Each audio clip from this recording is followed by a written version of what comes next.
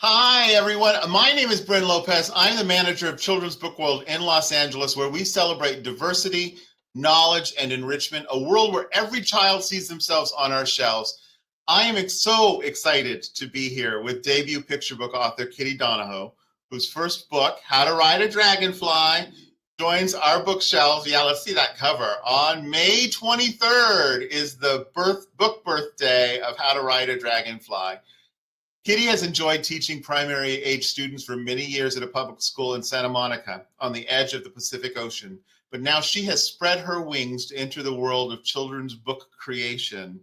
Her new book, How to Ride a Dragonfly, is a delightful picture book, beautifully illustrated by beloved illustrator Ann Wilsdorf, and featuring an adventurous little girl who shrinks down to the size of a bug and takes a tour of the swamp on a dragonfly's back. Kitty also happens to be a very good friend of mine for many decades, and I'm so happy to be here with you today. Kitty, how are you? I'm so well, and I'm equally happy to see you, Bryn. It just seems like destiny that I can have my debut, my book launch at Children's Book World, because I've known you for so long, taking many groups of children, marching down to Every Picture Tells a Story with them, and telling you over many years, I hope my book gets published one day. Well, that's what I want to talk to you about is your journey as an author. When you were a little kid, a little girl, and you were reading books, did you dream of being an author even back then? Well, as a child, I would spend hours, besides reading for hours, I would spend hours and hours drawing pictures and making up stories about the pictures I was drawing. So yes, it was always an integral part of my life from a very young age. And in fact, my maternal grandfather had a suitcase full of the drawings I used to make as a child and the stories I made up. So it's been a part of my life forever. And tell everyone about where you grew up, because that's an important part of why this first book as well.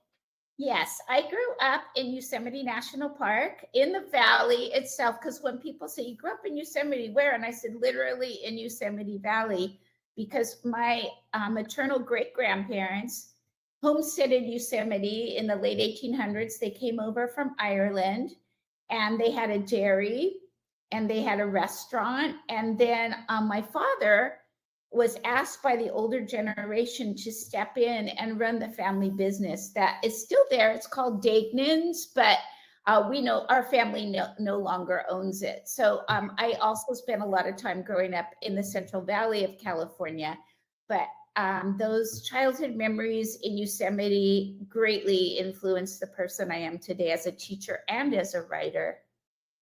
In that, being surrounded by all of that natural life, especially as a young person, what was that like as a child to be surrounded by obviously these magnificent trees, but also these little creatures and the light and all of those other, was it magical like in your book?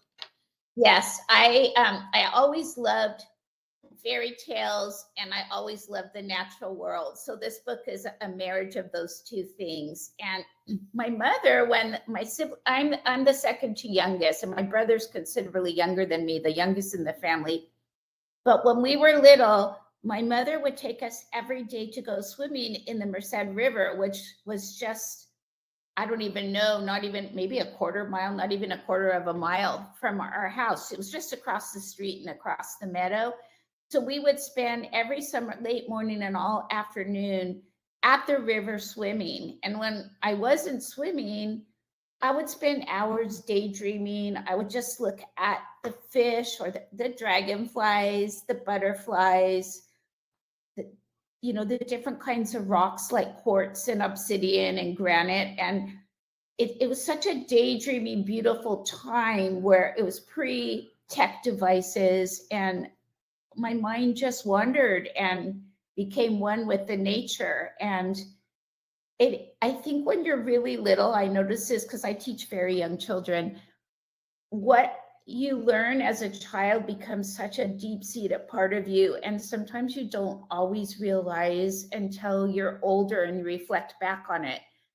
All of my siblings and I love nature, and literature, and our parents also were always reading to us and reciting poems and Irish poems, and that just became such a part of my life, literature and nature. So, and then of course I love teaching children to read and to write, and it all is a deep part of my psyche from a very young age. What I love about the book is the whimsical bits of it where it's going off onto all of these different little tiny adventures and meeting all of these other little tiny worlds that exist within the environment of her daydreaming in the meadow and the people and creatures that she encounters. But there's also a heightened level of suspense about whether or not she'll get back in time and other little calamities that it could occur. Why was that important for you to put into the book as well? I think there needed to be a slight element of suspense. The book is told with an omniscient second person narrator. So the narrator is as if they're talking to the child, but also to the child who's reading the book. So they can almost be the one on the adventure themselves. And you need to have just a little bit of tension in the book because it's such a fun and whimsical book, and it's humorous. The editor, Anne Schwartz, said she just laughed out loud when she read the first line because it says, if you want to ride a dragonfly, you have a problem. You're too big. And obviously you are too big. But so I'm not sure if I'm answering your question. I hope I am. But I think that you do need a little bit of tension in the book.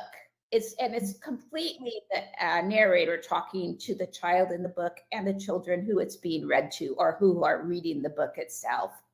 Was that a natural perspective for you to take when you actually started to do this? Because I imagine as a teacher in reading to kids on a regular basis, that is a point of view that you take quite a bit.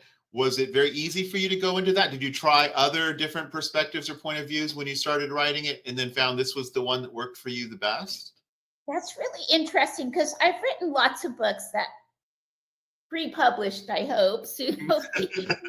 And this was the first time I tried writing something from that point of view. And before I wrote it, I was thinking about, I do love young children. I've taught them for many years. I love my nieces and nephews and, all the children that are a part of my life. And I'm very good at chatting with them. And I thought I should write a book and talk to the book or write it the way I talk to my second grade students. And because that's what I do. And they love kind of zany humor. And so I thought, with the children, when you're a teacher, and the door is closed and you're with those students by yourself, it's almost sort of a magical type of thing that happens. The more you get to know them, the more you can have your own unique community and conversation going. And I just thought, I'm going to try to write this book like I'm talking to students that I'm fond of. And I did. And what's very strange is that this book did not take long to write. I mean, I just one Sunday, I sat down and wrote it, and I thought, that's kind of different. I wrote most of it. And then the next Sunday, because I usually have to write on weekends because I teach full time at a public school. And then the next Sunday, I thought, I think I'll finish it. And then I thought, this is kind of different. And maybe I'll send it to my agent, Steve Frazier, who's terrific. And he may not like it, but what the heck? And I sent it, and he said, oh my gosh, I love this. I'm sending it to the 3 best editors I know. And then literally 2 days after Anne Schwartz got it, she said, if she doesn't mind a couple of corrections, I'd love this book. So I said, oh, of course. So I did. And so just within days after receiving it, she definitely wanted the book. I mean, and that's just really unusual, except when you think about the fact that I've been writing my whole life, and this is the first time I sold something. Yeah, but also you're saying that it was you deciding to go into a natural place, a natural voice that you already had existing, that you've been doing with your students for so long. Yeah. And as soon as you went into something that you have done professionally for so many years and done so well and impacted so many students, that voice was able to carry through to not just kids, but adults as well, the people who read it and realized right away what a special book it was. That's really exciting. It really is. I'm so happy about it, Bryn.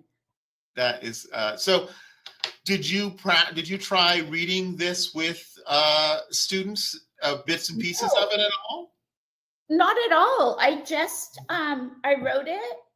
I sent it to I wrote it within a week or two, really in 2 sittings, which is crazy after a lifetime of writing. And I sent it to my agent. He sent it to Anna Schwartz. And a few days later, that was it. She wanted it and was going to publish it. And no, I didn't. One of the reasons I don't always read I do demonstration writing with my students to show them, if you want to write a personal narrative, I'll do a mentor that text that I write to show them live what that looks like.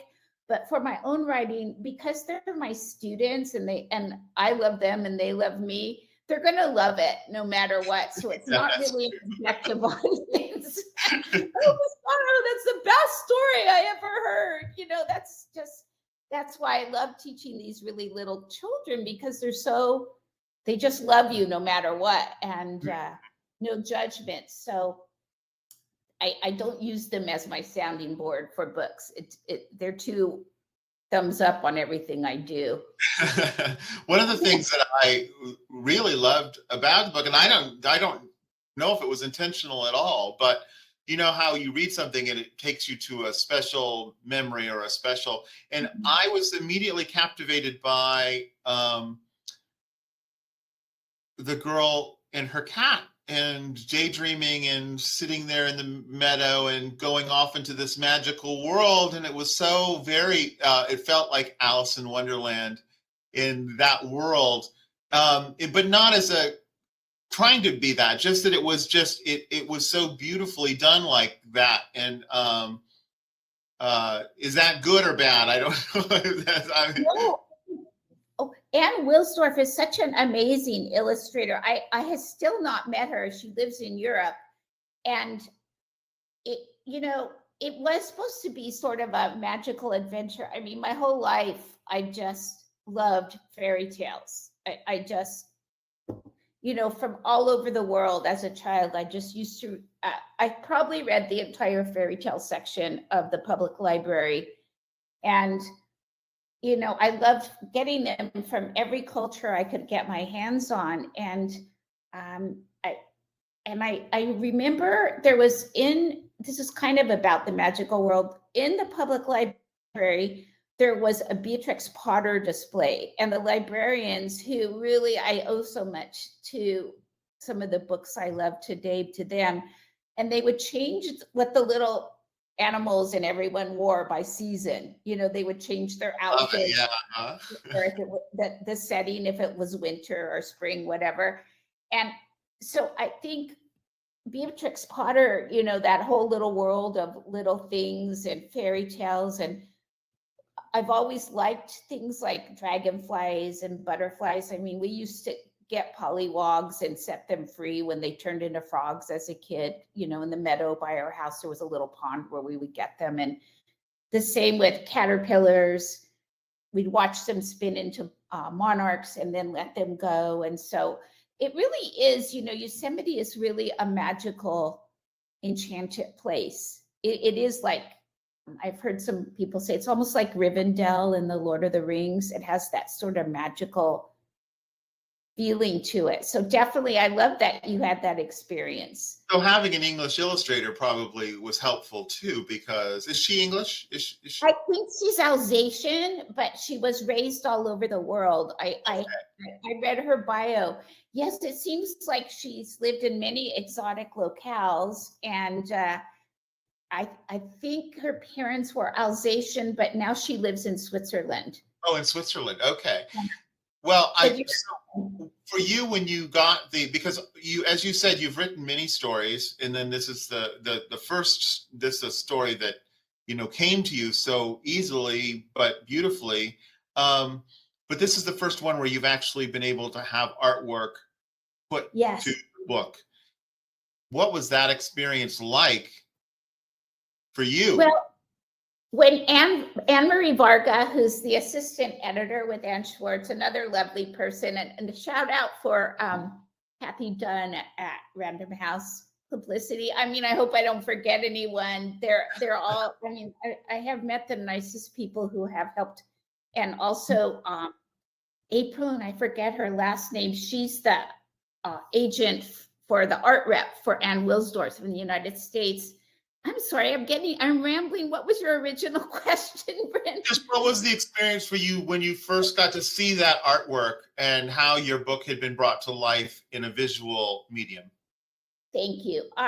Well, when I saw the cover, I just gasped with happiness. I thought, oh, I was so happy. Here, I'll show it to you. Yeah, I was going to say, let's see that cover again. So it just made me so happy. That little girl was having so much fun. And, you know, kids need to have fun and enjoy their imagination and have an adventure. And I know for me as a reader, it's not that I don't enjoy something meaningful when I read, because I like to read lots of different types of books, but I know I love a good adventure, and I love the imagination. And for young children, you know, they've been through so much with the lockdown, and, you know, there's so many scary things going on with the mass shootings and all kinds of things.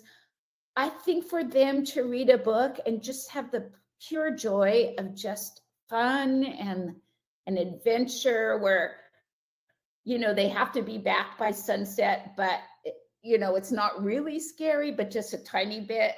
I think that's really important. And I feel like Anne captured everything so well with the best sense of humor, because the book's supposed to be sort of funny too. There's a Beatle band. Very funny. You know, like that. And she just did it so delightfully well. In fact, for my birthday this year, my husband bought me the original art for the cover and one of the spreads. And I have it hanging on our wall in our home. Oh, that's wonderful. In our house. Well, you know how I feel about original art from books. So that is, I know. that is very, very special. Were these in watercolor? They're watercolor with ink. With ink, so, yeah. So watercolor and ink. So I feel so blessed, Bryn. I think I told you this. I'm actually retiring from teaching after being in the classroom for 35 years. And Monumental. I'm going to go for it as a writer now. I figured this is the perfect time because my first book is coming out. And, you know, I put so much creativity into my teaching, and I put my whole heart and soul into the children and the families I work with, that I think now that I'm moving into being a full-time writer, I will have the time to put all that creativity and energy into the books, is my hope. For aspiring authors who are out there who may be dreaming of putting out their own children's book or their own, it's very hard work. I certainly have seen it for my professional adult lifetime, seeing the creation of books from so many fantastic authors, including yourself. But as a lifetime as a teacher, can you talk about what you had to do? You had to become a student. You were a teacher, but you had to become a student to be able to get to this place that you are at now. So what was that process like for you as an aspiring? I got, first of all, I got my bachelor's at UCLA and a master's in education at UCLA. So I went to school a long time. But then once I started teaching, I started taking classes at night at UCLA Extension when I was a very young teacher. And so I would teach, and I loved them. And Sonia Levitin was one of the main teachers I took classes from, and she's a dear friend to this day. So I would teach all day and go sometimes more than one night a week. I'm not the illustrator of this book, but I do also do art. And I would one night take from 7 to 10 at night a writing class, and another night from 7 to 10 at night an art class. And this was after teaching all day. And I did that for about a decade. And then I started taking classes for teachers to teach reading and writing at Teachers College Reading and Writing Project at Columbia University. I did that for close to 20 years because I'm a Coatson Fellow. It's an educational foundation that I'm a Coatson Fellow alumni. I went through this fellowship with them, but they provide lots of alumni grants, which allowed me to study for many summers and even during the school year at Columbia University. And by learning better methods to teach children reading and writing, it also made me a better writer. And so, of course, I do teach writing to young children, and that also makes me a better writer, because when you understand the minutia of how to break things up into smaller steps and what the different genres are, and you have to teach it, and it makes you understand the craft at a much deeper level. And so, yes, I have studied very, very hard over many years. I've been in writing groups before. In fact, just this past spring, I took with Lynn Oliver a writing humor class for young people at UCLA Extension, and that was really fun. And of course, the Society of Children's Book Writers and Illustrators, I've had classes with them, conferences with them for years. I think just shortly after I became a teacher at the school at Roosevelt Elementary in Santa Monica. So I've just pretty much submerged myself in writing classes, hanging out with people who are children's author, and I devour children's books as a teacher in bookstores. So I live and breathe it. And so it is hard for people who are working full time, especially in a profession like teaching or, doctors, things like that, where it's not a 9-to-5 type of job. You really carry it with you. So what I found is I'd either get up early or work on weekends, or in the summer I would write a lot. So it's a lot of work, but I love it. It's something I do it even if I hadn't gotten published. I enjoy the everything that comes with that. And the people like you, Bryn, that I meet are so nice. Don't you think children's book authors are so nice? I do think they're so nice. And I think the messaging that you just said was so important, because for so many people who want to be writers or illustrators, as I said, I've seen it for over many decades, they sometimes don't realize how much collaborative, wonderful help there is out there within the community of other authors and agents and creators and creative people and individuals who will help you along your journey to become a professional writer or artist. And you work together in that process to being able to do that. You do it, but you also have a lot of support along the way. And I've seen that through that. And also it's so important to work with professionals. Going and working with Ann Schwartz books was probably such a wonderful experience, because you have this amazing team of professional people to help you in the process of putting out the most perfect book that could exist with your story, right? My agent said to me, this is like the top of the pinnacle of editors. He said, you have to realize this is, he knows more about me, even though I meet editors or go to conferences. So, but he said, this for you to have your debut with Penguin Random House and Schwartz Books print. He said, that's, yeah. And I'm seeing it more and more. Because when I say, well, who's your editor? And I tell them, they're like, oh. And I remember I went, I was studying at Columbia University Teachers College right after Ann Schwartz bought my book. And I made an appointment to meet her at Random House. And she's so nice, but I was so nervous before I went in. And I walked in Midtown Manhattan, and I walked into Random House, and I almost fainted. I couldn't believe it, because they have all these behind glass walls, all these. I know. Of the most famous authors of all time. And I walked in, I can't believe I'm walking in a Random House as an author. And I was shaking. I was so nervous. And I'm sure she was so nice, but I'm sure I talked a mile a minute because I was nervous. But they were all so nice. And I can't believe that this is happening. I have worked very hard, and I love children's literature. I love children. I just love the whole world that it's a part of. But I'm very lucky that it worked out this way. Before we talk about your I want to talk about the special event that's coming up that we're going to have for you and your book's birthday. But could you, what was the book?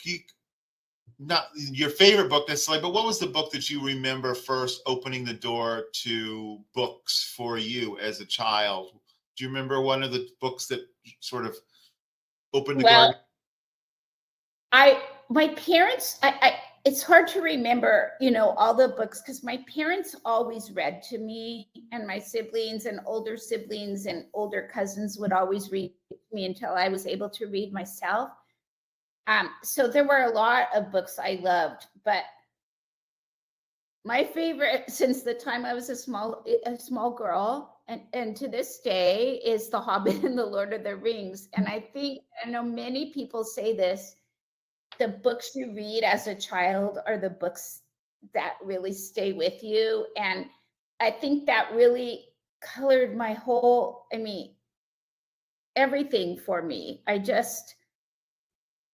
It really drew me into this whole world. And I remember as a little girl in Yosemite, I was positive there were elves, just like in, The Lord of the Rings. And I always wanted to be an elf, but I knew I was more like a hobbit.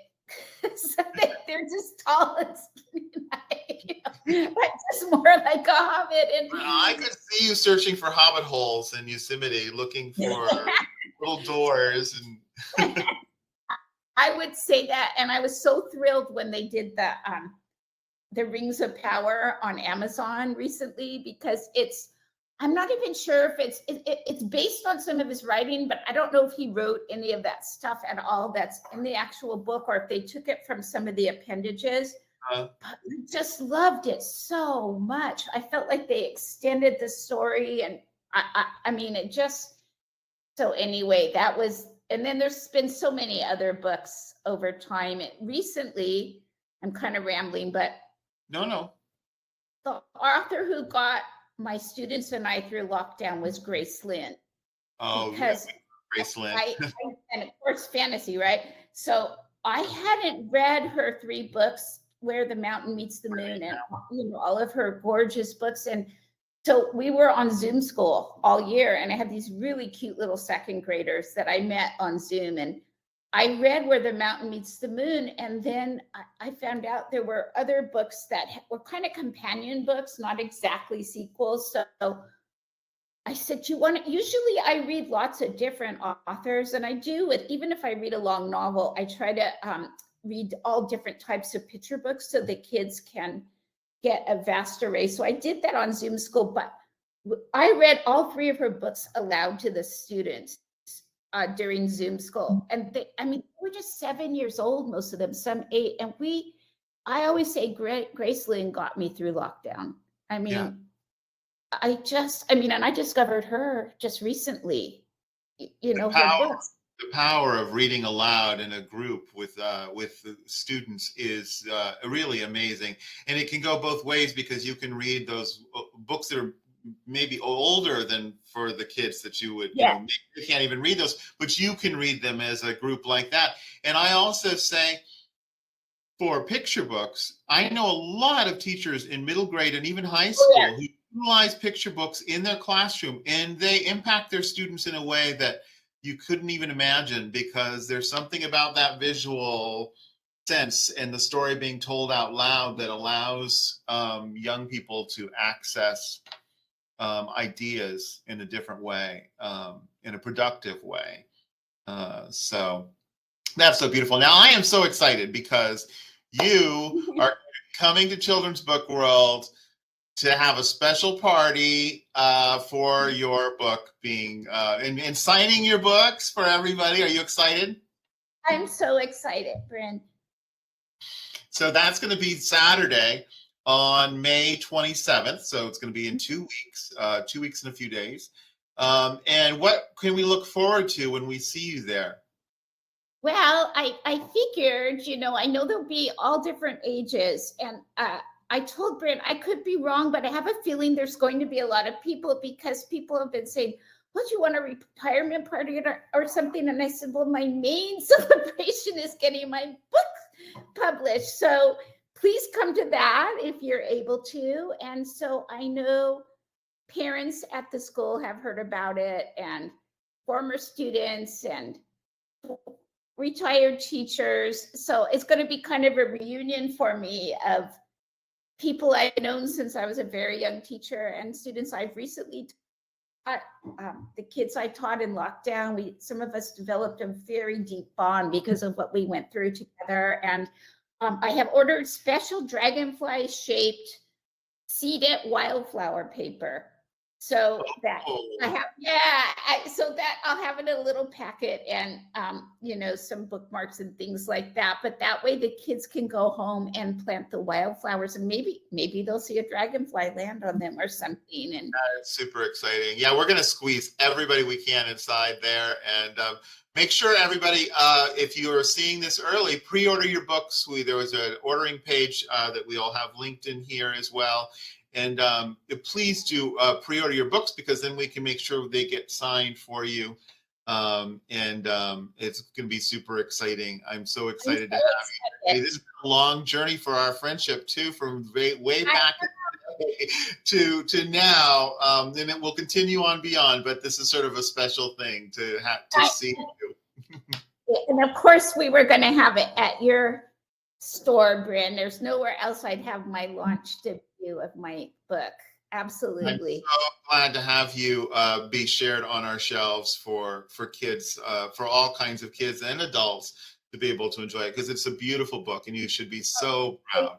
Thank you so much. Thank you. And I want to thank, if they are listening, all the people that worked so hard to get this book where it is. It's really a dream come true. I mean, I hope everyone can have this kind of dream, whatever their version of it is, come true, because this is mine. I'm so glad it's happening for you. And I'm so excited for what the future holds for you, because there's more books coming. I'm sure of that. There are for sure. I can't even, you can't even look at one corner of my room for the piles of manuscripts in there. So there's lots to come for sure. Well, it has been wonderful speaking to you today, and I look forward to seeing you here at the store in 2 weeks. So thank you, and everybody have a great time.